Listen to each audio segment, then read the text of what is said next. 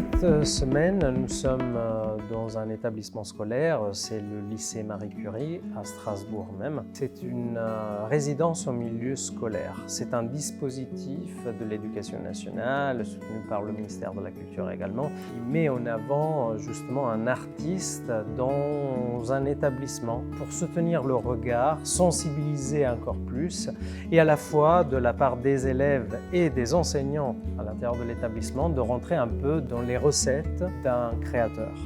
Moi, j'essaye chaque année de permettre aux élèves d'être dans une situation où ils rencontrent un peu l'art. Il y a beaucoup d'élèves qui n'ont jamais l'occasion de pouvoir rencontrer des danseurs professionnels.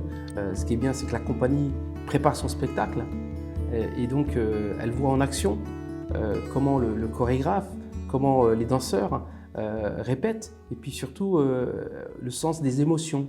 Ça a été à la fois une découverte du travail d'Ezio et une découverte vraiment du fonctionnement d'une compagnie de danseurs en interne, de comment ça fonctionnait.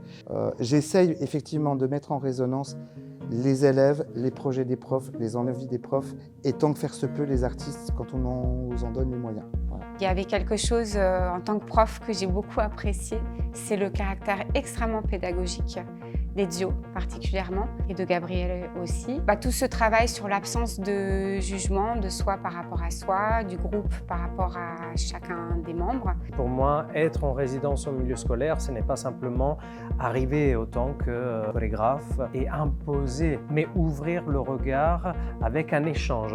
Il va vers les élèves et puis leur dit « Est-ce que vous avez compris ça?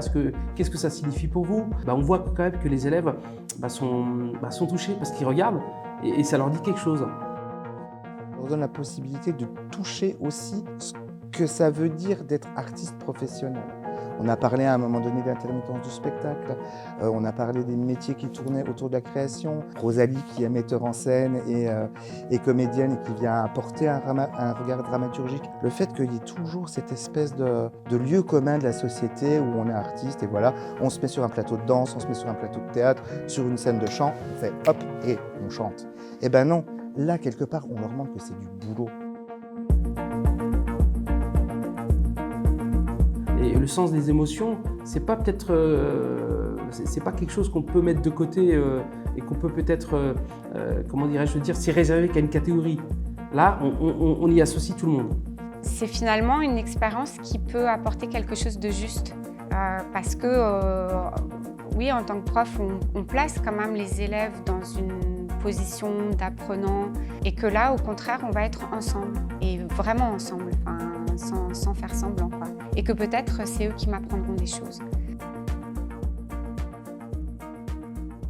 Je remercie toute la compagnie, Ça a été, les enseignants ont beaucoup apprécié.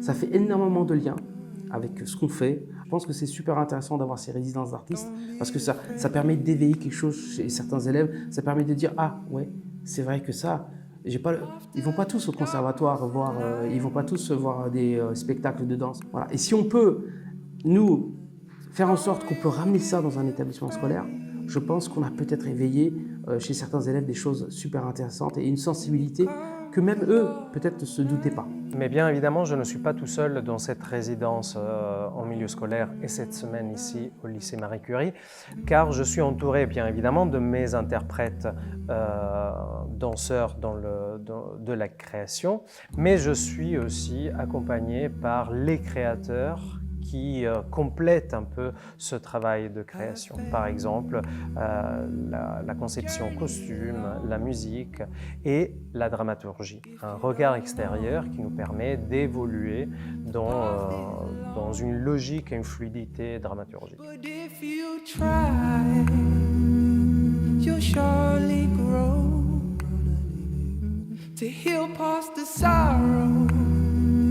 That been keeping you low.